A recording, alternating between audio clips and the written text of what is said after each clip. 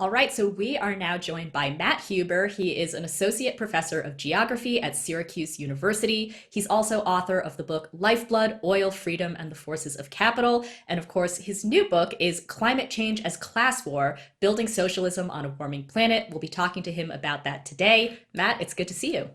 Great to be here. Great to see you, Jen. So let's just dive in. You argue in your book that climate struggle is, in many ways, a class struggle. And I think what's interesting is you point out that it's not just because, capitalists are overwhelmingly causing climate change and workers are overwhelmingly bearing the brunt, although, of course, that is one major component. But I think what's really interesting about your book is you talk about how the fight over climate is ultimately a fight over ownership and production. And that's another significant way in which it is a class struggle. So start there. Explain what that means. Yeah, part of this analysis came out of a bit of frustration with seeing a lot of people on the left sort of claiming climate is a class struggle, but then using data that just shows that rich people consume more than working class people, and Right. they consume yachts or they consume steak, or and it was completely like to be frank, not a Marxist analysis of class. It's based on people's income and their consumption and their lifestyle. And it actually struck me, like, if you honestly look at the climate crisis and what we need to do, it's like a world historical struggle over how we produce the world, our food, our energy, our housing. So the people that actually own and control the means of production, but like you take this kind of classic Marxist definition of class as who owns and controls the means of production. To me, that just seemed like that was a much more accurate way to analyze what the climate crisis is about. It's about really wrestling control over production from a class that's really just seeking profit as long as possible, particularly the fossil fuel industry, who's counting on profiting off this energy source well into this century, and they want to do so against all opposition. So that sort of class analysis, a very kind of standard socialist vision of class analysis, would just seem sort of absent in the analysis. So I tried to really ground the book in that framework. So why do you think it's been so hard to kind of emphasize the role of capitalist production in this larger problem of climate change? Why do you think it's been the case that climate politics has been not exclusively, but sort of largely, at least until pretty recently, focused on things like, consumerism, as you were saying, and individual lifestyle choices? Yeah, it's in many ways, I think we live, particularly in a country like the United States, that's gone through, massive hollowing out of industrial production itself, has Mhm. gone through widespread deindustrialization, where the industrial working class has been, shrunk to a large degree. And, people, you often hear, like in the United States, like 70% of GDP is consumption.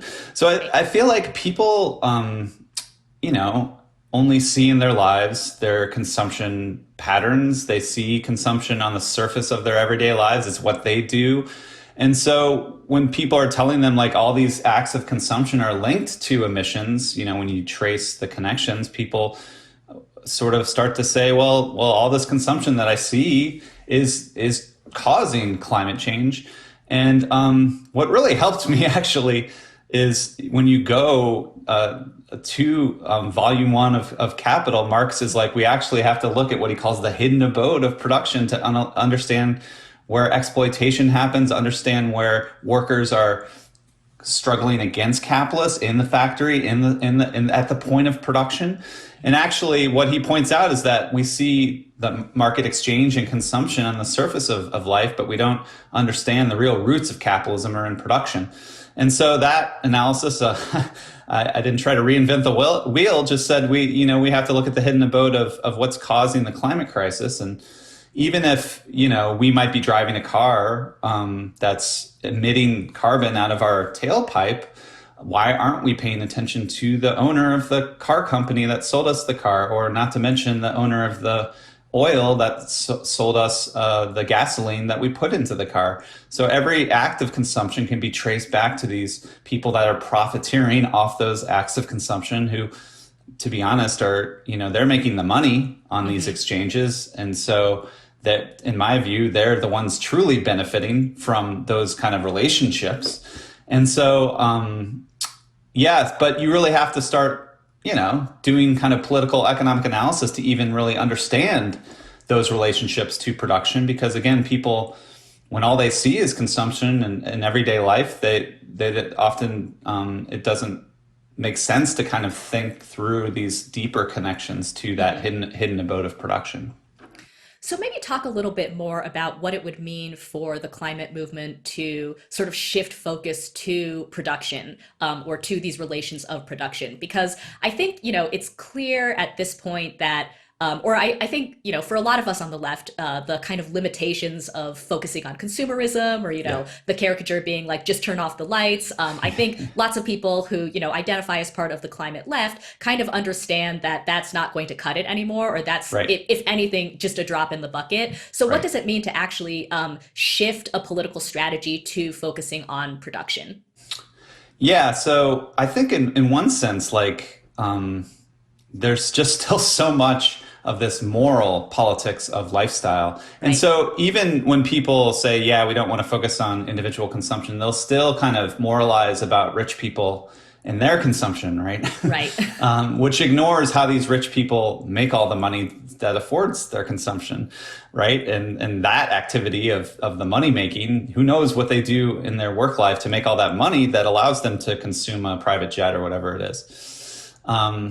So to me, like, it makes it politically more clear what we need to do. Instead of morally persuading millions of dispersed consumers to kind of change their lifestyle, Hmm. we actually have to sort of confront the power of, a small minority of people who control production.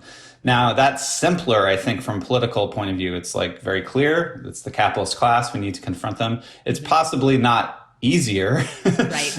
It's not easy at all. But I think it really just allows us to possibly to start to build a broader base for this kind of politics, because I Hmm. think the moralistic shaming around your lifestyle is not really winning over a lot of people who already feel like they're struggling, especially now with inflation Yeah. and decades of wage cuts and austerity and debt. And so, as I argue in the book, like this sort of moralistic lifestyle politics was always really appealing to a professional class Yep. who was, pretty comfortable, relatively speaking, having sort of a middle class, secure existence. And from that perspective, it just seems like, oh God, like I'm part of this machine that's causing climate change, and we need to get everyone to stop consuming like I do. And so it just seems like it's logical from that very middle class, professional class perspective. But if we want to build a broader base in the working class to actually win them over, we have to say, you're not the problem. Your consumption is not the problem. In fact, it's sort of classic socialist analysis. The working class, they don't own much but their labor power to sell on the market. And so they don't control our system of energy. They don't control the grid. They don't control the systems of oil distribution.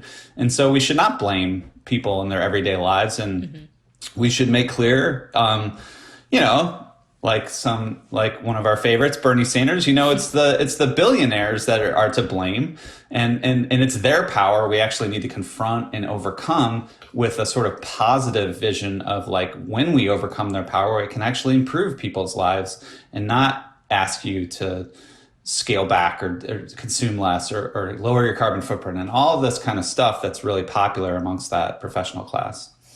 Yeah, I definitely want to stay on this topic of the professional class for a minute, because this is obviously a very key part of your book. You've appeared on the Jacobin channel before to talk about this, and of Hmm. course have written for Jacobin and Catalyst. Hmm. So, talk to us about how the professional class sort of came to dominate the climate movement, and then you've touched on this a little bit, but maybe say a little bit more about how this seems to be getting in the way of sort of building a viable strategy to fight climate change. Right. So what I mentioned before, you have this process of deindustrialization, and the hollowing out of the industrial working class, and obviously the processes we're all familiar with, like attacks on unions and Hmm. but alongside that, you also have just sort of this explosion of, you know, higher education in Hmm. a country like the United States, where you have more and more people kind of trying to use degrees and other credentials to kind of carve out advantages in the labor market. And so in the post-war period, and then accelerating in the kind of neoliberal period of the 80s and 90s, you get this kind of explosion of kind of higher credentialed professional class aspirant type folks. And you know, the original theorization by Barbara and John Ehrenreich of the professional managerial class, they were actually trying to grapple with the kind of large amount of these professional managerial class people in the New Left, in the movements, and particularly the socialist movements that they were trying to build themselves. And they were trying to kind of maybe understand how that explosion of the PMC in the New Left might be one reason why it was kind of sputtering at the time in the late 70s. And one thing they identify is that there's nothing wrong with the presence of professional middle class people in left movements and socialist movements. In fact, when the socialist movement was at its most powerful, had plenty of these people in the Hmm. parties and in the unions. The problem was that this particular kind of PMC politics was kind of shaped by this kind of contempt of Yeah. the masses and of the working class. And they argue there's this sort of antagonism that emerges between the PMC and the working class. And that's a real problem. So what I try to do in the book is kind of show how there's all these varieties of professional class climate politics. I try to do this like typology. There's the science communicators who are trying to really, talk about, we need to believe the truth of the science, and the problem is climate denial and all these people denying the science. And, obviously, if you're a non-college educated working class person working 2 to 3 jobs, like science and the greenhouse effect and what the carbon cycle looks like is not exactly on the top 10 of your most pressing concerns. And there's, the what I call the policy technocrats who are, gonna design all these really elegant market-based policy fixes for climate change, like carbon taxes or cap and trade. And all of that kind of assumes that we're gonna kind of raise the price of energy across the economy, which and there's a lot of clever ways to kind of redistribute those prices that don't harm the poor. But in the end, when your political message is we're going to raise the price of a key good that everyone relies on, that's not going to win over the working Right. class. We saw in France, basically a mass political revolt against Yep. climate policy and carbon taxes. And in the United States, liberals have been trying to pass type carbon tax policies, particularly in the state of Washington. And these things fail. They're not popular. People don't like this idea of like internalizing carbon emissions into prices and correcting the market. And then the final, the one I'm probably most familiar with is what I call the kind of radical anti-system activists Right. who subscribe to kind of like either like this sort of like degrowth vision of consuming less and these kind of niche, small scale kind of political solutions like urban gardens and bike sharing and small scale local kind of communal experiments, which again are, I think, really fulfilling for the participants, but are not exactly mass popular things. Like not everyone wants to farm in an urban garden and like do sort of communal kitchens in their neighborhood.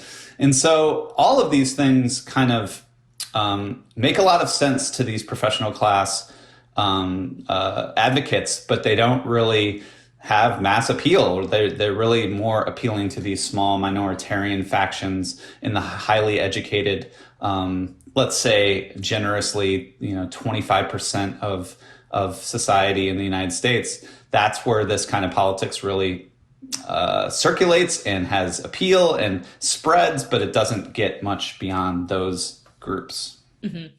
Yeah, I want to stay on this last group that you identified for a second, the kind of radical wing of the PMC climate activists, because this group is really interesting because ostensibly they're anti-capitalist, right? Or a lot of them Yes. kind of identify as such. Yeah. Now, you brought up this concept of degrowth, and I want to talk about that a little bit because I think it is popular among this kind of set of the climate movement. Uh, Tell us, what exactly does degrowth mean, and what do you think are the kind of overarching problems with that strategy? So there's a lot to say. I mean, in many ways, it's a sort of response to, we do live in a capitalist society that fetishizes GDP growth as Mhm. like the one barometer of kind of a healthy political economy. If GDP's up, we sort of say, hey, things are going well for this. Um, and it just sort of says, well, no, growth is what is causing all these environmental problems. And so we should actually do the opposite, Mhm. degrowth. And if I can remember off the top of my head, I think the latest definition is something like a planned reduction of energy and material throughput while making life better for ordinary people or something like that. I'm sorry, I should have this written down somewhere where I can reference it. But, the thing that really I kind of get frustrated with is it's always focused on the aggregate. Like we're going Mhm. to degrow at the aggregate, which to me, the problem with GDP as a concept to begin with is that it focuses on the aggregate and it actually confuses the fact that a capitalist society is fundamentally divided between classes. Mhm. So if GDP is going up 3%, that doesn't tell us a lot about how the working class is doing. Right. It tells us that firms are profiting, they're doing well, and they're investing and they're hiring people. And that can be good for working class people. It does sometimes happen where growth can be redistributed to working class people. But it fundamentally sort of obscures the fact we're in a fundamentally divided class struggle Mhm. society where some benefit at the expense of the masses. And so when you're doing a class analysis, this sort of aggregate view doesn't make a lot of sense. So for all I think degrowth has a lot of policy proposals I would agree with, like universal. They actually would support Medicare for all. They would Mhm. support decommodifying housing and things like, and sort of focusing on people's basic needs, which I do agree with. But when your message is always about less and Mhm. reduction, and one of the slogans they have is how to live better with less. it's Mm. just it's just like that's not from a purely messaging standpoint. That's not particularly helpful. Again, to build a mass base for the Right. That movement. just sounds like austerity. Exactly. But it's also just not an accurate way to analyze a class society which has a struggle between classes. So you can't say let's all live better with less and let's degrow at the aggregate. You have to say we need to degrow the rich so that we Mhm. can grow the Yeah. working class, and actually, again, if we see climate struggle as this class struggle over industrial production, that we need to kind of fundamentally change our industrial system, that's going to require growth of a whole lot of stuff, Mhm. including new energy infrastructure, new Yep. public transit infrastructure. It's going to be massive growth, actually, of Mhm. all this stuff. And then the degrowth will say, oh, yeah, we know we got to grow some things, but overall, we're going to degrow. And it's not helpful. Yeah. So let's focus on the class struggle analysis and not this aggregate sort of politics of less, is how I Right. frame it in the book. So, on the subject of growing or trying to build sort of like large scale public works programs, something that you've written about, not just in your book, but also recently for Jacobin with Mhm. friend of the show, Fred Stafford, is the New Deal, right? The New Yeah. Deal, I think, provided obviously some pretty useful blueprints for, as I was saying, these large scale public investment and infrastructure programs. And of course, is the kind of progenitor of the Green New Deal, which we should definitely talk about in a second. Okay. But I want to ask you about one specific New Deal program, which is, of course, the Tennessee Valley Authority. That's what you Yeah. recently wrote about for Jacobin. Yeah. Um, Talk to us about what the TVA is exactly, what kind of state it's in now, and whether you think it's still a sort of useful model for a green energy program. Yeah.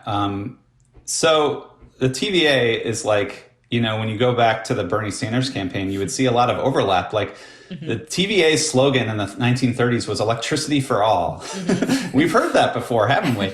And so it was this really populist vision of delivering this, what we now take for granted, electricity, which was totally out of reach to masses of people, particularly in rural areas.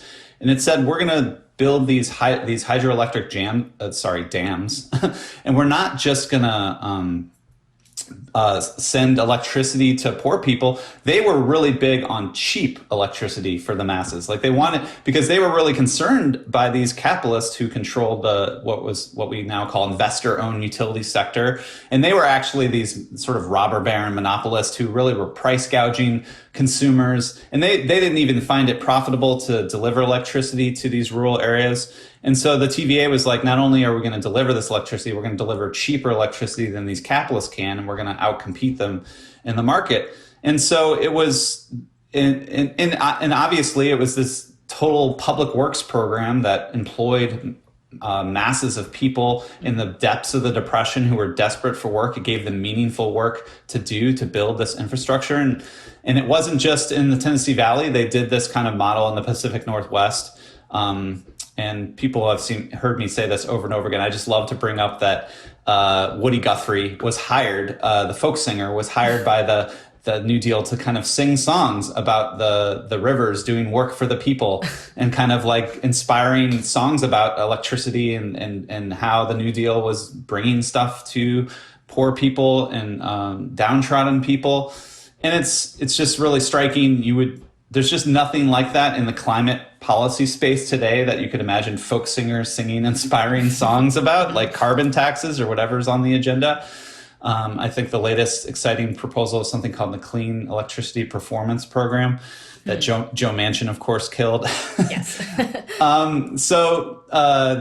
The TVA and the wider kind of rural electrification administration was this just incredible vision that actually models what we need to do, which is fundamentally change and reshape our energy system in the climate moment. But what we show in the piece is that a lot of people on the climate left today are actually quite critical of the TVA because it sort of represents this model that can be quite problematic, which are big centralized investor-owned utilities, whereas TVA is a big centralized public utility.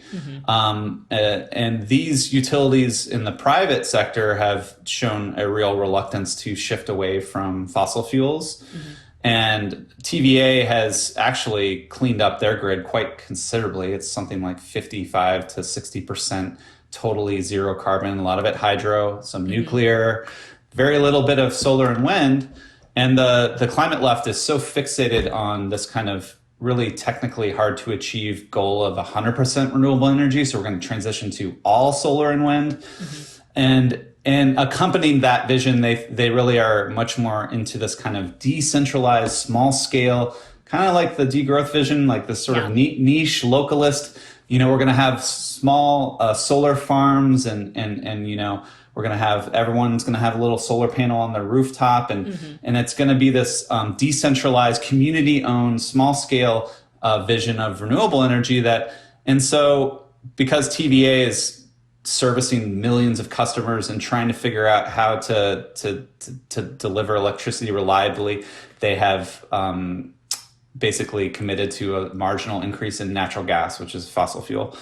And so the climate left just is attacking them and saying, you don't need to do this. You can just go 100% into solar and wind. And we just think this is a misplaced critique. We're going to need these kind of big centralized public utilities to deliver the energy transition. We can't do it with this kind of ad hoc, small scale, localist vision of decentralized energy because climate change is not to mention a national, but a global planetary problem.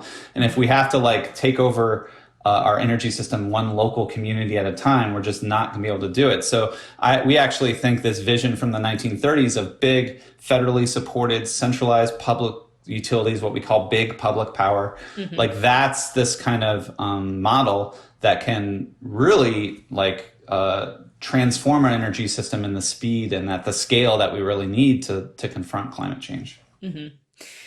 That brings up another question, which is, when you talk about the TVA and when you talk about production, that kind of leads me to this question of like whether some sectors are more strategic than others to kind of focus on or organize, right? And I Right. believe in your book you identify the electrical utility sector as kind of this key linchpin, I guess, in sort of the Yeah. struggle to the climate struggle.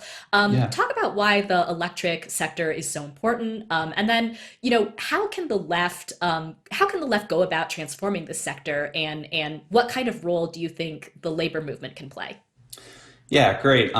So I totally drew from a lot of analysis you've had on this show, like Jane McAlevey and Paul, who everyone in the labor movement kind of recognizes that it would be great if we could organize the whole labor movement like across the board and get the working class moving at the whole level of the working class. But that's not really how it works. Typically, you really want to organize in what Jane would call strategic sectors. And she really goes back to the New Deal and she shows that the CIO, or the Congress of Industrial Organizations, they said, we're going to focus on the steel industry, coal, we're going to focus on auto, and we're going to organize in these sectors because these are kind of the linchpins of the economy. And if we can win union power here, we can kind of strategically use the strike weapon to force a crisis in those key industries and then transform labor relations for the whole working class.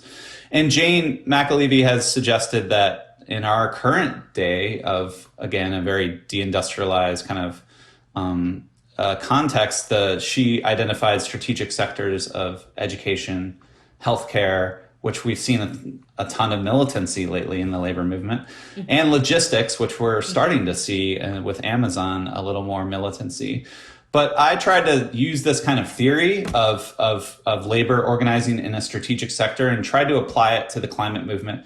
Because when you look at climate change from a technical perspective, essentially everyone agrees that basically decarbonizing our energy starts with the electric sector, starts with electricity. And what we want to do is massively clean up our electric sector and then what's called electrify everything else that we don't use electricity for. So like transportation, we want to move towards electric vehicles. If you have a natural gas furnace in your home, we want to move toward electric heat pumps. And there's a lot of industrial production applications that we could, if not totally electrify, find clean energy ways to produce with clean electricity. And so this electrify everything strategy really puts electricity at the linchpin. And a lot of climate left people realize this, but what climate left people don't say enough is that sector, the electric utility sector, is one of the most unionized in our country. It has close to 25% union density. The International Brotherhood of Electrical Workers, the Utility Workers Union of America are really powerful unions in this very sector that we need to transform. And when you look around in the climate organizing, there's not a lot of work being done to really win over these unions to a more kind of radical climate program that would actually argue we need to radically transform this electric system as fast as possible so that we can solve this global crisis of climate change. What you do see is a lot of the professional class activists are sort of assume those unions are bad and immoral. Some of them might be Trump supporters, and that the leadership of these unions are conservative and we don't, they're bad people. So they almost write them off and don't want to engage with them. But it's astonishing because these workers, I think you had Lee Phillips talk about this, like an industrial union. Like these are the workers that know how these systems work more than anyone. And they're the ones that actually have the knowledge and expertise to really understand how an electric grid system works and how we could actually transform it to not only clean it up and decarbonize it, but also deliver this vital service to people, and that's something electricity workers really take a lot of pride in, Hmm. that they are delivering this, life enhancing and sometimes life saving Hmm. service to people, and they really care about things like grid reliability. And so it's not going to be easy, but what I suggest in the book is that if you're in a climate movement, first you should be working with these unions. They should have a seat at the table, but not only that, they should have like the core driving seat at the table. They should be really shaping the agenda of whatever public power campaign you're on or anything like that. And also, for people that have thought about the labor movement in this way of like there's these strategic sectors. DSA is focused on this kind of rank and file strategy where Hmm. people can actually get jobs in these unions Hmm. and try to build a kind of more radical militant organizing culture in those unions themselves to try to transform them from the inside. And I actually think there's a really good argument that climate activists could make to these unions, which is that if they don't start organizing proactively about this looming energy transition, that actually when you look at what's happening in the energy space today, like a lot of renewable energy production and renewable energy development is actually quite anti-union and Hmm. it's quite owned by private capital. And so if the electrical unions are not proactive, they're going to be kind of swept away by this kind of Wall Street led green capitalism. Yeah. And so they actually have an interest for their members and their unions themselves to kind of think strategically about how this climate crisis and how this energy transition can be led by unions and really driven by unions in ways that benefit their members and grow their unions. Because if we're going to electrify everything, we're going to build massive amounts of new infrastructure, and Hmm. that should hopefully mean massive amounts of union jobs. And as much as Joe Biden says that's going to be the case, like we actually need real legal sort of forces that mandate that those jobs are union jobs. Right. And so there's a real opportunity there to kind of build this movement within the labor movement in the industrial sector we need to transform. I want to ask you now about the Green New Deal Yeah. because, on the subject of kind of the relationship and the occasional tensions between activists and labor, the Green New Deal is a really interesting project because, it's really kind of the centerpiece legislation of, a lot of progressive politicians and much of the climate left now. And it directly references kind of these big sort of like Hmm. sweeping public works programs that we were talking about earlier. And to me, it sort of signals that there is at least a significant part of the climate left that is very interested in, being pro labor and pro working class and kind of trying to put together, again, New Deal sort of style coalition of public investment. Right. Now, that said, something you alluded to, the Green New Deal really hasn't found much sweeping support outside of the climate movement just yet. Right. What would it take to make something like the Green New Deal a real political possibility? I mean, I guess what I'm getting at is there seems to be a lot of good intentions when it comes to Hmm. the Green New Deal. You've got all of these politicians and climate activists who, you know, um, have sort of started to signal that they're very pro labor and they really want to kind of forge these alliances with the existing labor movement to try to craft again a Hmm. model of public investment. But something seems to be going on. So what's happening with the Green New Deal? Wow. I mean, I have to say, like, when it came on the scene in 2019, when so many years ago, when AOC, helped the Sunrise Movement occupy Nancy Pelosi's office, and they're Hmm. calling for green jobs for all, and they're calling for a Green New Deal. I was really like so excited by this because Yeah. I finally saw an upsurge of a political movement that was fundamentally about climate policy will improve your life.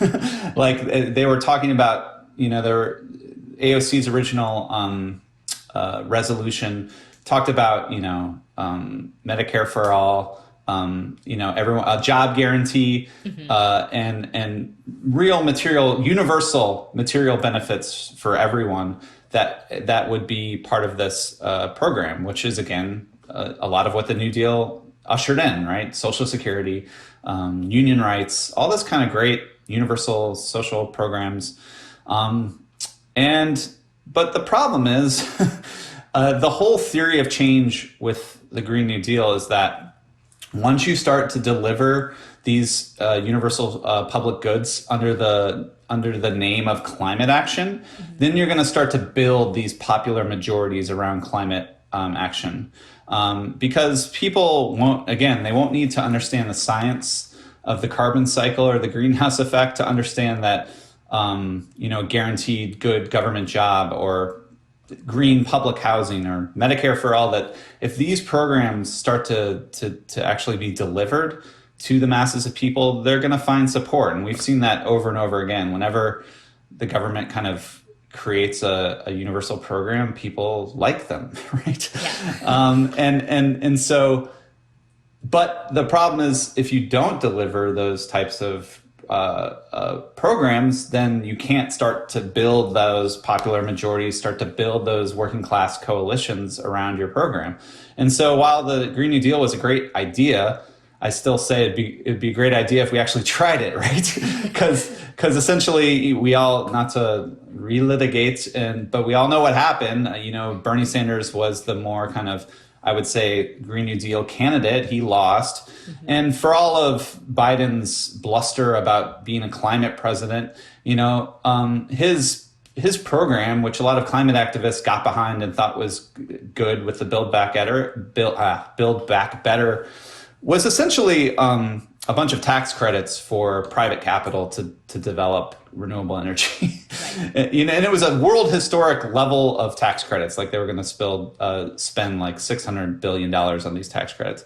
But there wasn't enough of that Green New Deal vision of public sector led investment, public sector building of these, beautiful New Deal projects. They didn't just build dams, they built libraries, they built museums, they built music amphitheaters. Like they built all this stuff that actually a lot of us still benefit from today. There's this wonderful Living New Deal project that just sort of tries to trace all the infrastructure that we still rely on. Yes.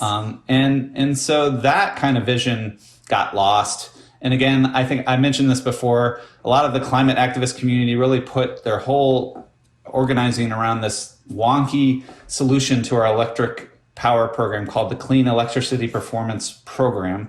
And it was going to be this wonky regulation that forced decarbonization in the electric sector. But it had none of this, public goods, material benefits, inspiring public infrastructure, had none of that. So Biden unfortunately lost the whole Green New Deal vision.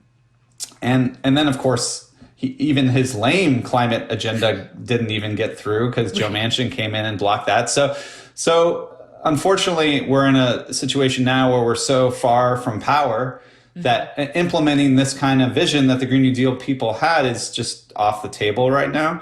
So the only thing we can hope is that the political conjuncture will shift in the coming decade into a place where we might be able to actually implement it, right? Because again, we never implemented it. and we can't, the theory of change won't work unless you start to implement those public goods. Right. So I think then maybe a last question for you is, where do you see the most promise right now for kind of reorienting the climate movement towards these more productive ends that you were talking about? Yeah, when Bernie lost, I think all of us were like, well, that's really awful. So now all we can do is do what the left really should always be doing, which is go back to the labor movement, go back to trying to rebuild the union movement, try to rebuild. So I actually think this kind of climate activism that really takes the electric and not just, I would say I kind of think maybe a bit too narrowly in the book about electricity. Like we should think broadly about the building trades as a whole. I think as Lee Phillips does in that great article, like we should just try to win over a big swath of unions to this climate agenda. And actually, the Green New Deal people did a decent job of doing that, but they won over typically like the unions you would expect to support climate action, which are the teachers unions and the nurses unions. Those are the first unions that actually endorsed the Green New Deal. And so we're going to build these alliances with what I would call like the low carbon sectors of like these forms of care work and knowledge work where obviously they're going to support climate action, but we actually need to build support within that more belly of the beast, like the Yes. industrial heart, the hidden abode, if you will, of Hmm. all this production of electricity, of energy, and of buildings and industrial infrastructure that's going to be at the core of any climate transition. And so that's where we have to focus on today, and then hope that the political winds shift in such a way that allows for a kind of mass push for that kind of Green New Deal vision down the line. All right. Again, Matt Huber's new book is Climate Change as Class War: Building Socialism on a Warming Planet. That is out now from Verso. Matt, thank you so much for your time. It was great to see you. Yeah, I love the show. It's great to be on with you, Jim. Thank you, Matt.